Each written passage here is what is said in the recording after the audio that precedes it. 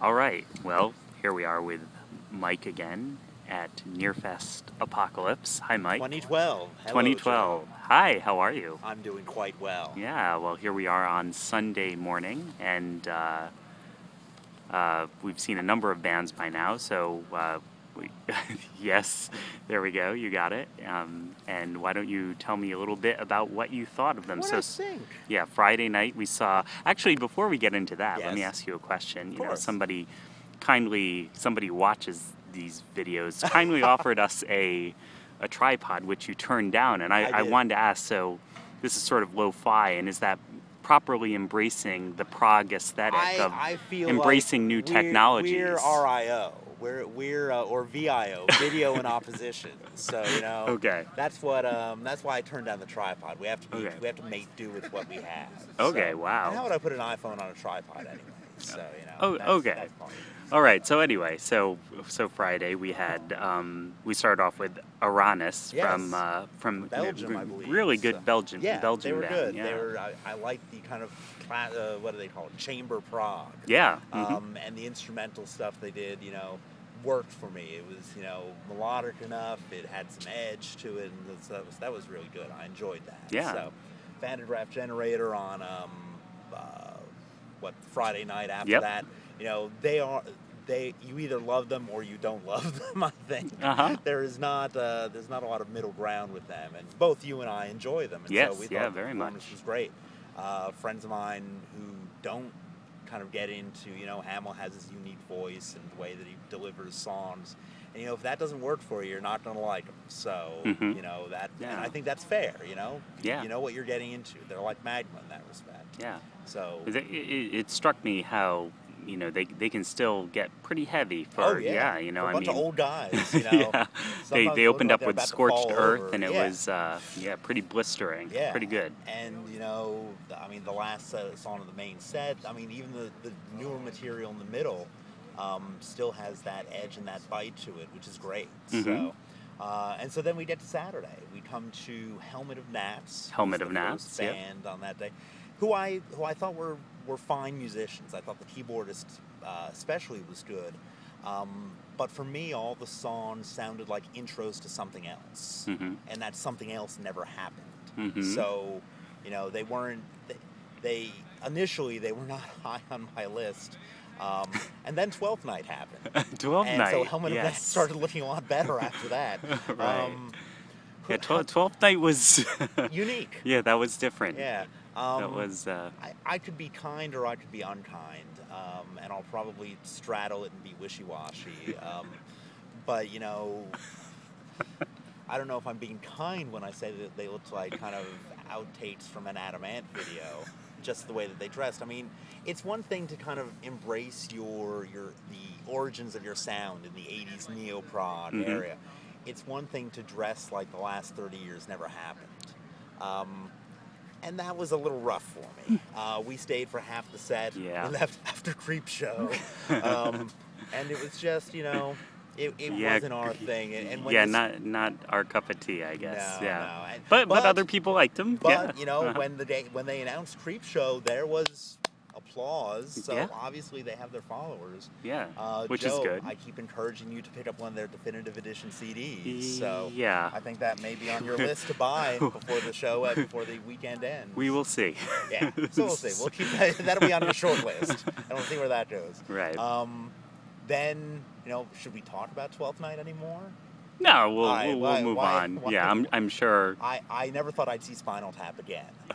Okay. So that was, and I like Yes. Spinal Tap. So then we come to That comment's not going to save you from the No, wrathful it's emails not. that you it's get. Not. So, hey, they're no magenta. Then Angledard, or I'm mispronouncing how they say it, but I say Angledard. Yeah, we'll go with that pronunciation. They were fantastic. They were really good. They were good, dark instrumental rock, with a lot of flavor to it. So that was fine. And I don't want to just say that, and that's fine. I think that the drummer for Angledard, Matthias, is fantastic. Oh, yeah, and yeah. I probably watched him more than anybody else on stage because he's just a fun drummer to watch. Yeah, very. very charismatic. Yes, exactly. And he has that feel to it. And he just played with the last band that played, but we'll get to them. And then Renaissance last night were nice. You know, I'd never seen them before. I thought they put on a good show. They played 2 full albums. 2 full albums. Scheherazade and Turn of the Cards. Turn of the Cards. Yeah. Yeah, both fine discs, you know, fine album music. I recognize some of the music and the songs. I think they put on a good show in general. So good. I don't think I'd be rushing out to see them again anytime soon. But, you know, maybe if they had new material, that would be interesting too, which they're supposedly working on. And then this morning was, I'm going to mispronounce them, so Dosta Berling Sada, also from Sweden. The keyboardist who's kind of touring with Angelgard now is a member of this band. And they were great. Yeah, they worked they the were melody, they knew amazing. how to play things. The drummer from Angelgard played with them on the last song. It was fantastic. Yeah, it was really a lot incredible of good energy to watch. there. Yeah, and I wasn't sure about picking up their CD before seeing them, and now I'm like, I'm going to pick up their CD because it was really good. So there's that. Excellent. For the rest of the weekend, we have this Italian band, Il Tempo della Classedra, which I'm sure I'm butchering. Then my Keneally band, who we're looking that'll be good. to. And then UK, who's the replacement for Eloy. And I'm excited for UK, but I've just seen them a lot. I saw them back in May in New York. I saw them tour last year, not as UK, but with Jobs and Wetton, with Minnerman and Alice Mackichet at that point. And I've seen Jobson play with the UKZ project, and so I've seen Jobson a lot. So I think if I hadn't seen him, I'd be more excited for this, but it's still going to be a good show, a good way to close things. With John Wetton on the stage at NEARfest, that's going to be cool. So. So that's where I'm at. Questions, Joe? Anything else you need to delve into? Well, now that this is the last NEARfest, and you know that we know of. That we know of, yes. But I was going to ask, now that things are winding down and wrapping up, Mike, what are you planning to do? Yes, how will I move on with my life? You know, it's been kind of cool. I have never been as big into the social scene here at NEARfest as some people are. And you know, I don't know if I've missed that or not, or if that's just kind of how it's been, but I think that it's been enjoyable to see people kind of do that, and this is going to be meaningful at the end of this. I think some people will get a new hobby, or they'll go to different fests and things like that, but you know, there's something in the program that Rob and Chad and Kevin wrote that I think, you know, things have their time, and then it's time to move on. And I think that's a good lesson for anyone who's into any type of obsessive hobby, like we are, including us in this, know when to kind of close the book on something. Just because something has gone on doesn't mean it should go on forever. So there you have it. That's my thoughts. Joe's been making fun of people all the time. He's pointing at everybody. He's saying, look at that guy, look at that lady.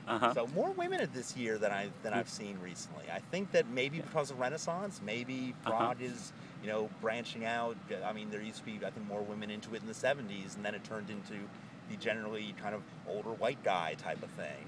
And now maybe it's broadening out a bit. Some younger people here too, which I think is great. So there's a kid running up and down the hill here trying to slide down, which I think can't be comfortable, but he's doing what he's doing. He's having fun on a beautiful day. So the rumors that you're going to go join a monastery are not true? Not yet, at least. So I think at this point we'll keep those on the back burner. It's always plan B, but you know, it's a pretty far back plan B right now. And in the meantime, there is a casino nearby. I think that we could, you know. I should gamble more money at blackjack to win money to buy more CDs. Yes, yeah. Because as you said, you are a winner. I am a winner. I think in the last video. I am a winner. I am a winner. And I would like to go into the vendor room and just say, one of everything, please. And then, you know, even the crap, I would kind of be like, oh, okay, at least I have it. Yeah. So because the obsessions have quelled. Of course. So, but yeah, so I think it will be interesting just to see how this all concludes. I keep thinking, you know, it is the NEARfest Apocalypse, and the beer that they have is Apocalypse in 9/8. I think a band has to cover Genesis's end of Supper's Ready Apocalypse in 9/8 before the end of this. I think that would be a fitting end, you know. Right. But, you know, that's my nerdy band, the music mind working. So if I were in a band, I would have worked that up. But nobody asked me, except for you guys on YouTube, who seem to be asking. Somebody actually asked, you know, are you going to do another video this year? The Magenta fan was like, oh, you know, I love Magenta. And your video comes up when it's talked about. And I'm like, I can't believe anybody even watches that thing. Yeah, so, Or Magenta. Yeah. So let's wrap it up now, Joe. Okay, goodbye, Maybe we'll Mike. do another one. Maybe. So. Yep. Goodbye, everyone. Goodbye.